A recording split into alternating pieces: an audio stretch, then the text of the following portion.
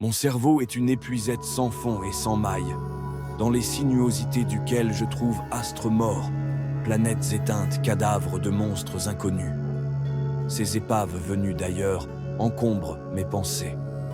Ce fardeau, dans ma tête, m'enfonce dans les bourbiers d'un doute sur moi-même.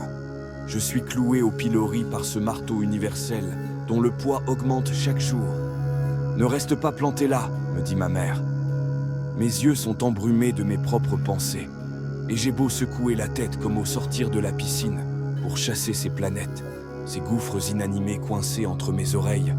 Je manque à chaque moment de tomber et d'entraîner avec moi tout le système solaire. Sa tête me semble bien trop lourde pour son âge, dit le docteur étonné. Je ne trouve pas les mots pour lui expliquer tout le fatras accumulé depuis que je suis arrivé au monde. Je suis enchaîné à ces casseroles célestes. Je traîne avec moi ces boulets d'autres mondes. J'y fouille parfois et je me désole de toutes les carcasses futiles qui se sont accumulées, dont je ne peux pas me débarrasser. Jusqu'au jour où j'ai rencontré le guide.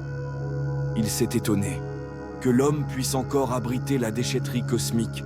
Je ne devais plus m'inquiéter. Il m'a offert une petite flûte pour que je puisse aller au-dedans de moi-même. Il m'a enseigné le souffle et une musique qui devait d'après lui tout changer. Il m'a fallu des années pour manier le souffle, la musique et les chants.